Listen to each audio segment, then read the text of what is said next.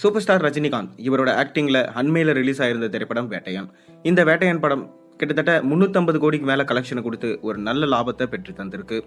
மேலும் வேட்டையான் படத்தை தொடர்ந்து இப்போ கூலி படத்தில் பிஸியாக நடிச்சிட்டு வராரு நம்ம சூப்பர் ஸ்டார் ரஜினிகாந்த். இந்த கூலி படத்தை லோகேஷ் கனகராஜ் எடுத்துட்டு இருக்காரு.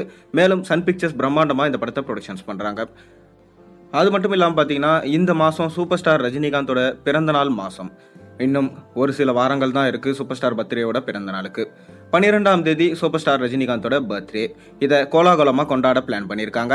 அன்னைக்கு முக்கியமான அறிவிப்பு வரப்போது. அது என்ன அறிவிப்பு வாங்க வீடியோக்குள்ள போய் பார்ப்போம். அதாவது சூப்பர் ஸ்டார் ரஜினிகாந்துக்கு அண்ணாத்த தர்பார் போன்ற தோல்வி படங்களை தொடர்ந்து ஜெயிலர் என்ற மாசான வெற்றி படத்தை கொடுத்தவர் நம்ம நெல்சன். அதாவது கிட்டத்தட்ட சூப்பர் ஸ்டார் ரஜினிகாந்தோட சேர்ந்து மோகன்லால், சிவராஜ்குமார், சுனில், ஜாக்கி ஷெராப், தமன்னான்னு சொல்லிட்டு ஒரு மிகப்பெரிய நட்சத்திர பட்டாளமே நடிச்சிருந்தாங்க. டார்க் காமெடியை மையமாக வச்சு இந்த படத்தை எடுத்திருந்தாரு. பிரம்மாண்டமாக எடுக்கப்பட்ட இந்த படம் பேன் இந்தியா படமாக ரிலீஸ் ஆச்சு.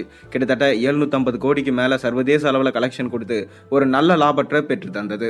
அதைத் தொடர்ந்து சன் பிக்சர்ஸ் ஜெயிலர் 2 படத்துக்கான கதையை நெல்சனை எழுத வச்சாங்க. இதன் மூலம் இப்ப மீண்டும் ஜெயிலர் 2 படம் ரெடி ஆகுது.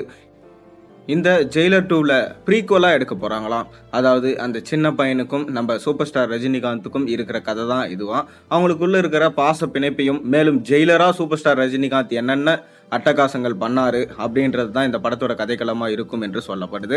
அதனால நம்ம விண்டேஜ் ரஜினியை இந்த படத்தில் பார்க்கலாம். இப்பயுமே கூலி படத்தில் கூட பார்த்தீங்கன்னா ஏஐ டெக்னாலஜி மூலமாக விண்டேஜ் ரஜினியை கொண்டு வராங்க. அது போல தான் நெல்சனும் பார்த்தீங்கன்னா நம்ம ஜெயிலர் படத்தில் ஒரு சின்ன சீன் வச்சிருப்பாரு, ஒரு 10 நிமிஷம் சீன் தான்.